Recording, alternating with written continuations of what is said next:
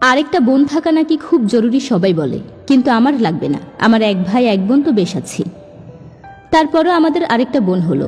তখন আমি ইন্টারে, ভাই ক্লাস 7-এ। কি লজ্জা ছিল বিষয়টা। বন্ধুরা সবাই ভীষণ রাগাতো আমায়, হাসাহাসি করতো। তার চেয়েও বেশি হিংসা লাগতো তখন, যখন বাসে এসে ওকে নিয়ে আদিক্ষেতা দেখতাম। মা কাজ করতে না পারার কারণে আমাকে করতে হতো সব কাজ, কারণ আমি তখন বড় হয়ে গিয়েছি। এতদিন অবধি ছোট্ট খুকি ছিলাম মায়ের জন্য।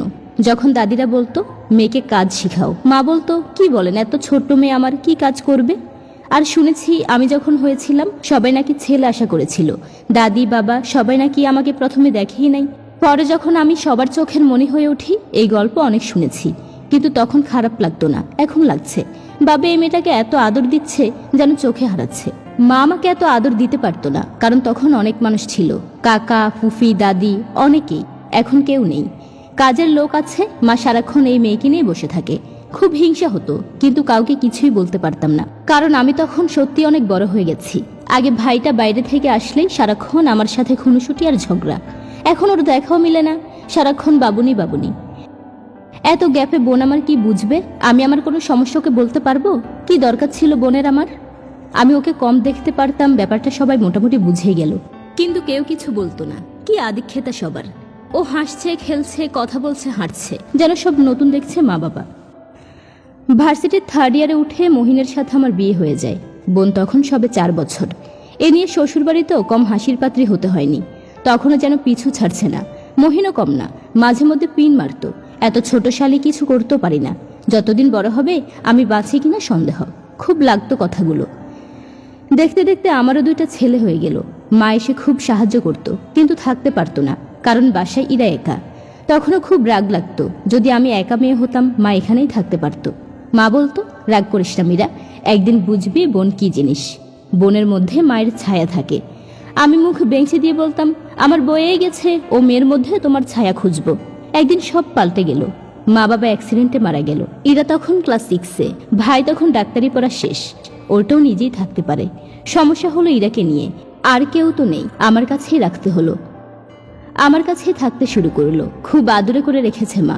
খুব জ্বালাতো, এটা করে দাও ওটা পারি না। আমি মরে নিজের বাচ্চা নিয়ে নিজের জ্বালাই। কিন্তু আস্তে আস্তে বোনটা বড় হতে শুরু করলো।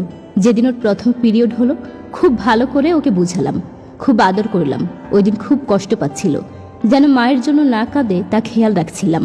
এই দিন বুঝলাম বোন আমার কত আপন।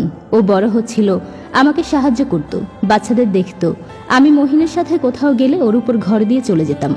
ভাইটাও বিয়ে করেছে, বউটাও খুব ভালো, তবে বেশি যেতে ইচ্ছে করে না। আদর আপ্যায়ন করে, তবে কি বলবো খুঁজে পাই না ভাইয়ের বউয়ের সাথে। তার চেয়েও ইরার সাথে অনেক কথা হয় এখন। আজ ইরার বিয়ে, আমার পছন্দে ওর বিয়ে ঠিক করেছি। আমার উপর কথা বলে না, তাও ওর মতের যথেষ্ট গুরুত্ব দিয়ে বিয়ে ঠিক করলাম। সবাই ভাবলো আমি ওর মা। অনেকে বলেই ফেললো এ মা উনি বোন নাকি। আমি তো ভাবছিলাম মা। অনেক এজ ডিফারেন্ট, তাই না? ওই দিন আমার খারাপ লাগেনি একটুও, ভালোই লেগেছে। আমি তোর মাই। খুব কষ্ট লাগছিল বোনটাকে বিদায় দিতে, যেন আমার আপন কেউ নেই আর। সময় চলে যায়। ইরার 2টা মেয়ে এখন, আমার বাচ্চারা এখন বড় হয়ে গেছে। এখন ইরার সাথে আমার বেশ মিল। দুজনের শরীর দেখতে একই, তলপেট বাড়ছে, কোমরে মেয়েদের জমে ভাঁজ পড়ে, শাড়ি কাপড়ও মিলে যায়। এখন সংসারের কথা নিয়ে বসলে ঘন্টা চলে যায় মোবাইলে কথা বলতে। ভাইয়ের বাসায় যাই কোনো অনুষ্ঠানে, যাই খেয়ে চলে আসি। তবে ইরার বাসায় কোনো অনুষ্ঠান করলে আমাকে একদিন আগেই যেতে হয়। আমার উপর রান্নার দায়িত্ব চাপিয়ে ও অন্য কাজ সারে। আমার বাসায়ও কোনো কাজ পড়লে ইরা বাচ্চাদের নিয়ে চলে আসে, বেশ লাগে তখন। ইরার মেয়েরাও বড় হচ্ছে। আমার ছেলেরা তখন পড়ালেখা শেষ করে চাকরি করে। একে একে ছেলেদের বিয়ে করিয়ে দিলাম। আমার তখন শরীরটা ভালো যাচ্ছে না, ইরাই সব করছে। এরা খালাকে পেলে ওদের সব হয়ে যায়। আমার যেন আর কোনো কাজ নেই এখন। কারোর সাথে কথা বলবো সেই ইরা ছাড়া আর কেউ নেই। নাতিদের নিয়ে ইরার বাসায় যাই প্রায়ই। 2 বোনে কথার ফুলজুরি খুলে বসি। আমাদের কথা, ওর ছোটবেলার কথা, মা বাবার কথা, খালা ফুফিদের বোনদের হাড়ের খবর নিয়ে গল্প জুড়ি। আমার বাসার পাশে থাকতো সে ভাবির কথা, তার ছেলে মেয়ে কি করে, মহিনের কথা, যেন শেষও হয় না।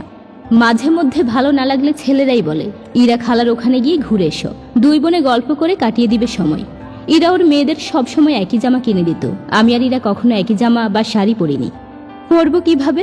আমি যখন জামা পরতাম ইরা তখন বেবি ফ্রক, যখন ও জামা পরতো আমি তখন শাড়ি পরি।